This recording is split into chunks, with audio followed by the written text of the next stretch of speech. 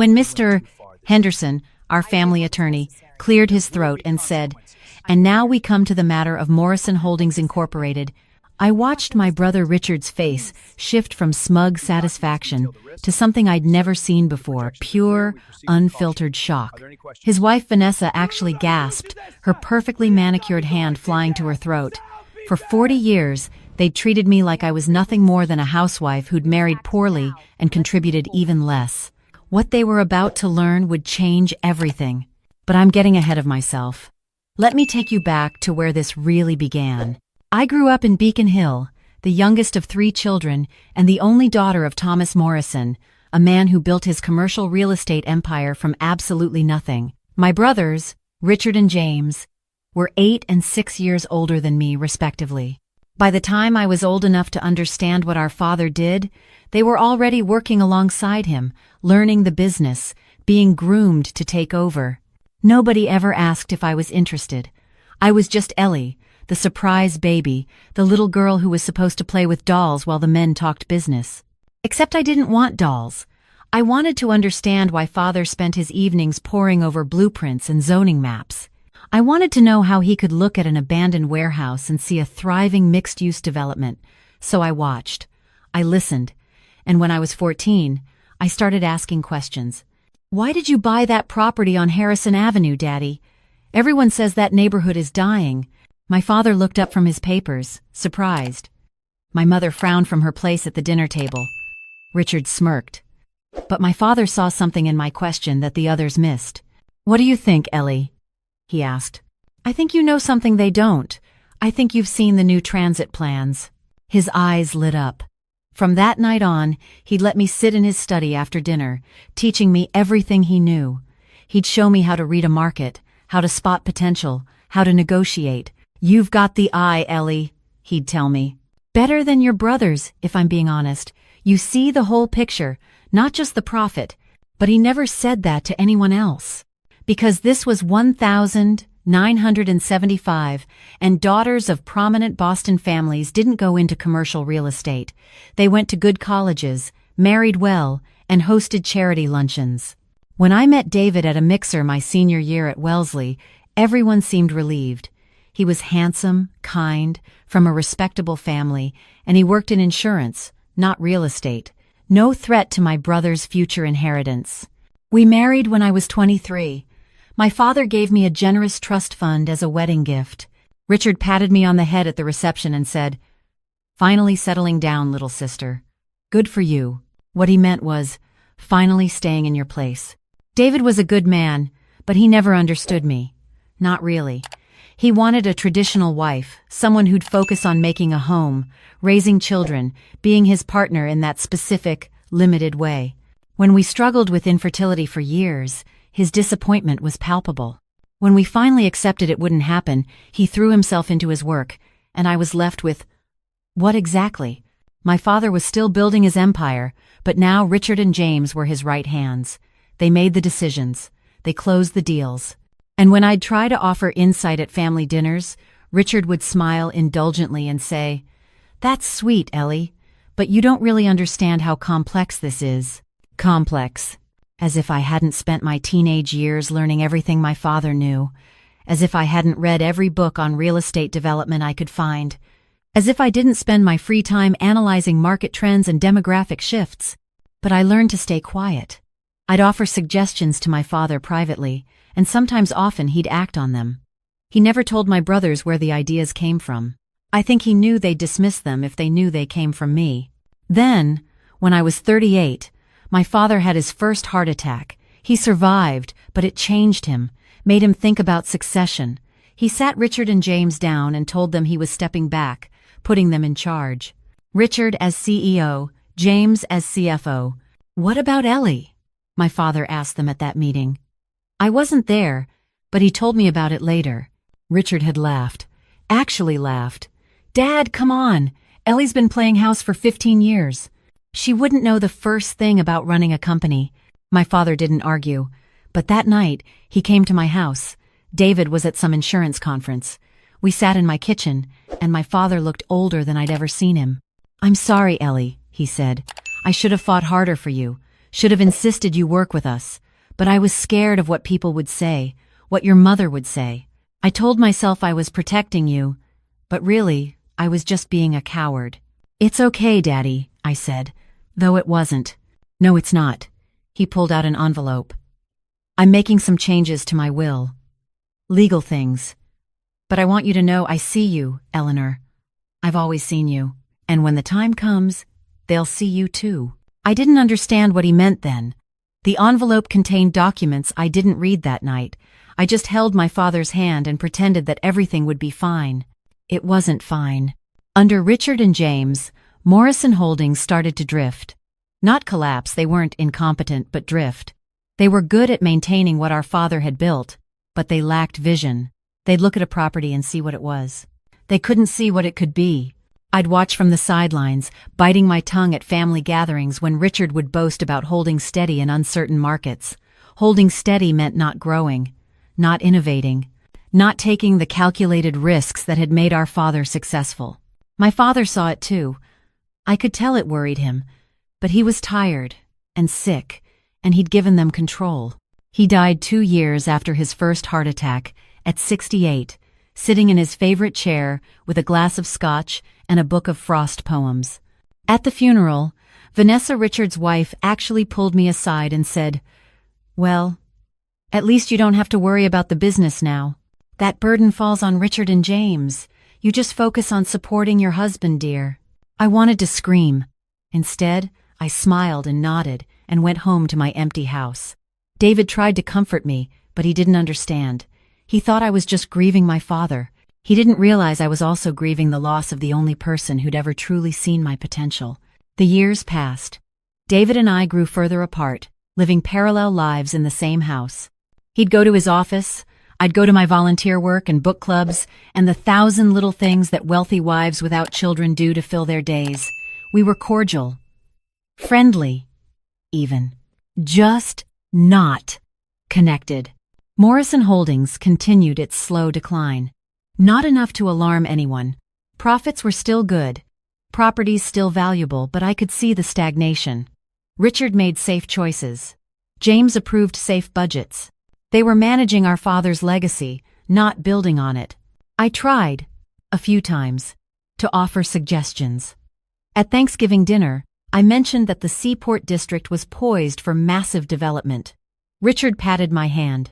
"That's very observant, Ellie, but we've already got our hands full with our current properties." 6 months later, I watched developers who did invest in the Seaport make fortunes. At a 4th of July barbecue, I suggested they look into mixed-use developments with affordable housing components. The city was offering tax incentives. James smiled kindly. "The margins are too thin on affordable housing, Ellie. We're a for-profit company, not a charity." A year later, several developers used those exact incentives to build profitable developments while also improving their public image. Win-win. But not for Morrison Holdings. I stopped offering suggestions. What was the point? Then David died. Suddenly, at 58, a brain aneurysm. I was 50. We were having breakfast. He was reading the paper, I was working on a crossword puzzle, and he just slumped forward. Gone before the ambulance arrived. I grieved him. Truly. He'd been a good man, a kind husband, even if he'd never really understood me. But I also felt something else, a strange, terrible freedom. For the first time in my adult life, I was accountable to no one. I had my trust fund from my father, David's life insurance, our paid-off house. I was comfortable. I was alone. And I was so damn tired of being invisible. I thought about my father's words. When the time comes, they'll see you too. Maybe the time had come. Maybe I needed to make them see me. I started small. I'd kept up with the market over the years, following real estate trends the way some people follow sports. I knew where Boston was heading, where the opportunities were. There was a small commercial property in Dorchester.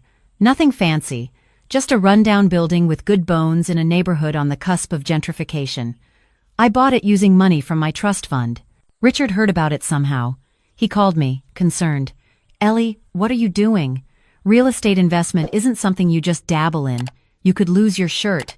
Let me help you sell it before you get in too deep." I'm keeping it, Richard. But you don't know what you're doing. I renovated it. Turned it into mixed-use space, small affordable apartments on top, local retail on the bottom. It was profitable within 18 months. Not Morrison Holdings level profitable, but solidly successful. Richard said I'd gotten lucky. So, I did it again. And again. Small properties, smart renovations, good tenants. I wasn't trying to build an empire. I was just proving something. To myself, maybe. Or to my father's memory. I also started consulting. Quietly. Under an LLC with a generic name. Small developers would hire me to analyze potential properties, assess neighborhoods, project returns. I was good at it. Better than good. My clients kept coming back, kept referring others. I kept it all very quiet, separate from my family name. I showed up to family dinners as just Ellie, the widow, the sister who didn't understand business. I listened to Richard complain about competition, about changing markets, about younger developers taking risks he didn't understand. Sometimes I'd recognize the projects he was complaining about. Sometimes they were projects I'd consulted on. I met Christine at a real estate investment conference I attended under my LLC name. She was 15 years younger than me, sharp as a tack, with an MBA from Wharton and experience in commercial development. We started talking about a property I was analyzing, and she said something that made me laugh. The guys in this business are so busy protecting their egos, they can't see opportunities right in front of them. Sounds familiar, I said. We became friends, then partners. She brought youth and credentials. I brought experience and insight. Together, we started taking on bigger projects. Not huge, I still wanted to fly under the radar, but substantial. A small office building in Cambridge. A residential development in Jamaica Plain. Each one successful, each one building our reputation. I was 62 when my brother James died. Lung cancer, despite never smoking a day in his life. It was quick and brutal, and it left Richard alone at the helm of Morrison Holdings. At the funeral, Vanessa gripped my arm and said, "At least James is at peace, and at least Richard still has the company to focus on. Purpose is so important when you're grieving. You must find it hard, Ellie, without work to distract you." I thought about the 3 projects I was currently managing, the portfolio worth several $1,000,000, the clients waiting for my analysis. I thought about Christine and our plans to expand into sustainable development. "I manage," I said. 2 months after James's death, Mr. Henderson called me. "Eleanor, I need to speak with you about your father's estate. There are some matters we need to discuss before Richard's 60th birthday next month. Can you come to my office?" I went, curious. My father had been dead for over 20 years. What could possibly need discussing now?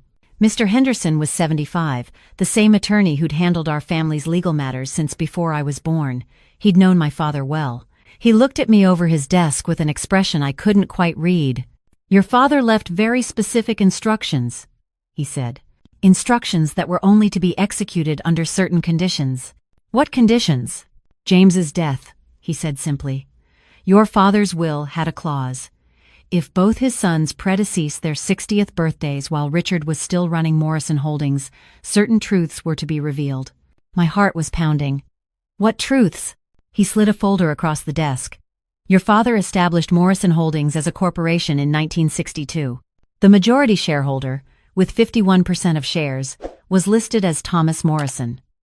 After his death, those shares were divided between Richard and James, 25.5% each. I know all this.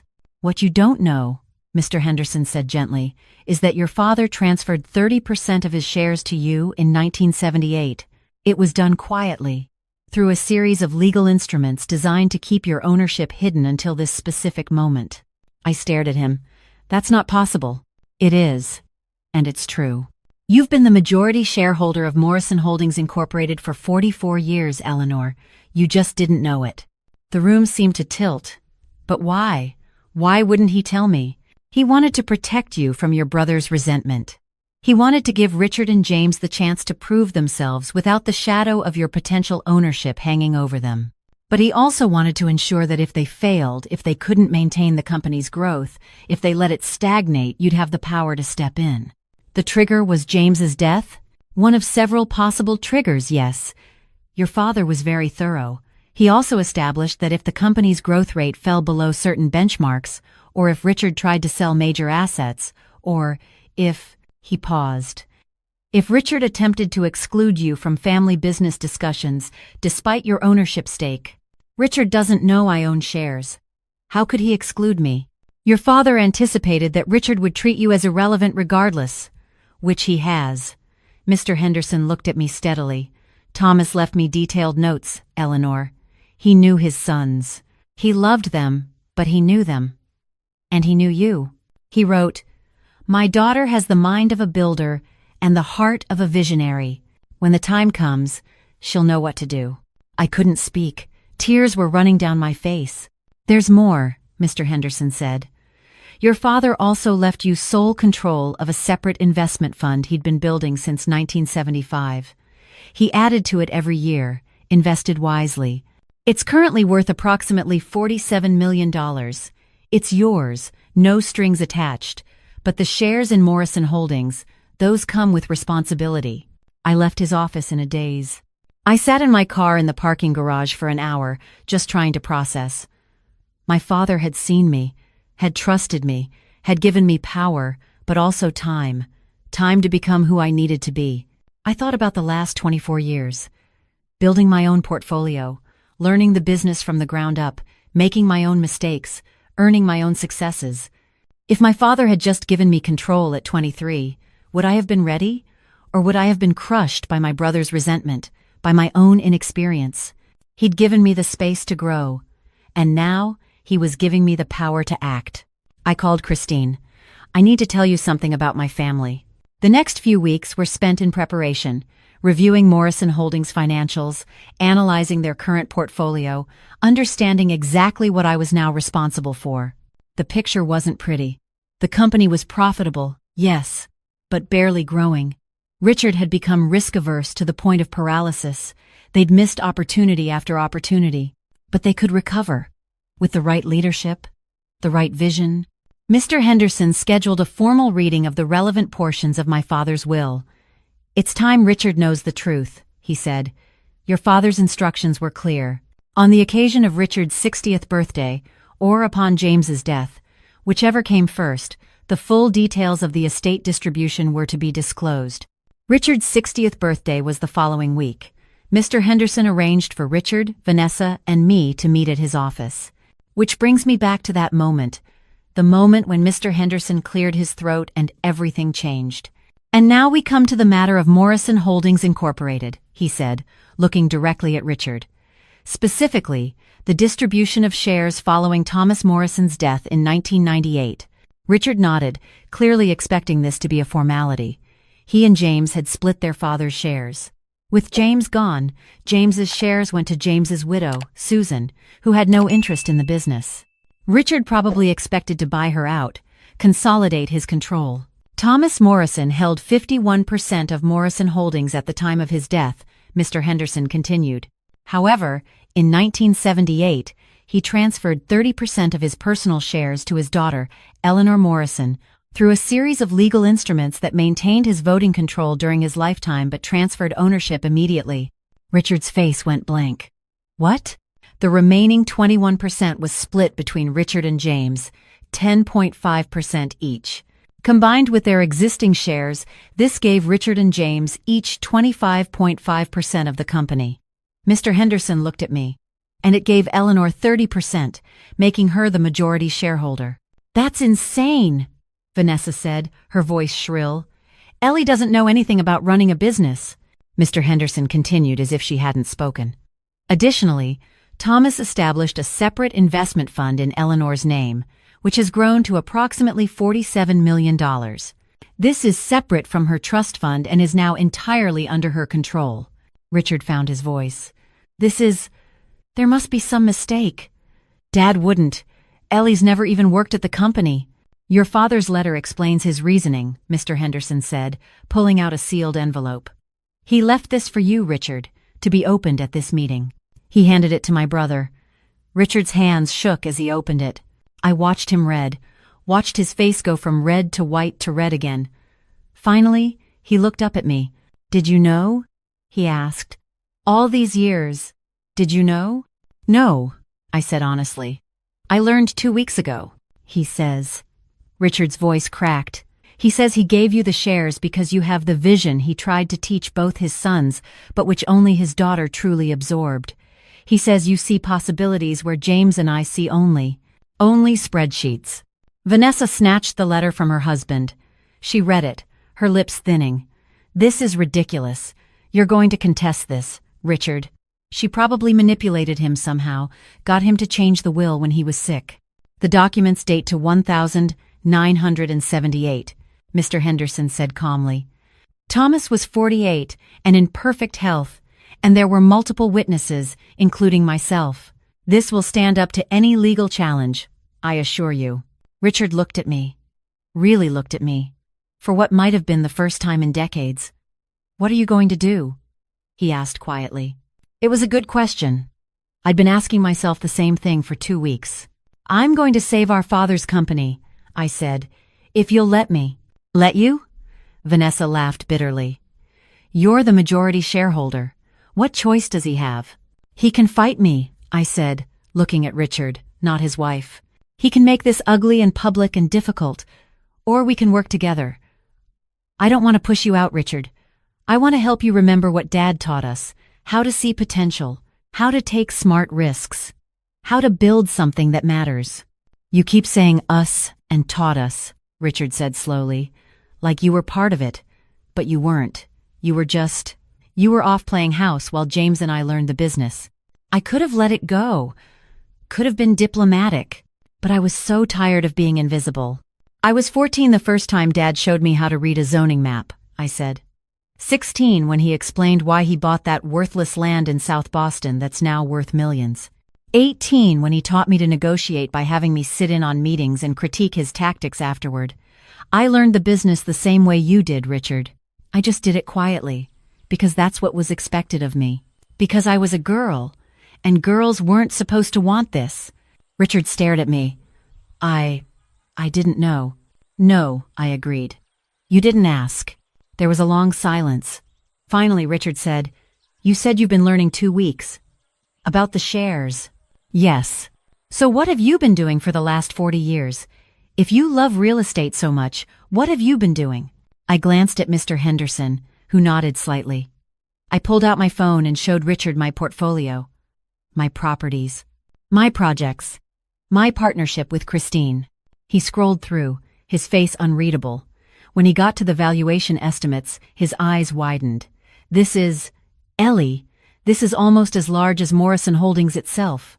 Smaller projects, I said. But yes, I've been busy. The Dorchester mixed-use building, he said suddenly. The one I told you to sell. That was 10 years ago. You still have it? Yes. It's worth 4 times what I paid. And this Cambridge office complex. I remember. We looked at this property. James said the neighborhood wasn't ready for development. It wasn't, I agreed, when you looked at it. But I saw where the city was planning new infrastructure, where the tech companies were expanding. I waited until the timing was right. Richard set down my phone. He looked older, suddenly, tired. You've been building your own empire, while I've been maintaining Dad's. You've been doing your best with what you knew, I said gently. But Richard, the company is stagnating. You know it is. We can fix that. Together. Vanessa stood up abruptly. This is absurd. Richard, you're not seriously considering working with her? She's been lying to us for years. I haven't lied, I said calmly. I've been invisible. There's a difference. You let us think you were just some pathetic housewife. You assumed I was a pathetic housewife, I corrected. I never said I was. You just never bothered to ask what I actually did with my time. Richard put his hand on his wife's arm. Vanessa, please. She sat down,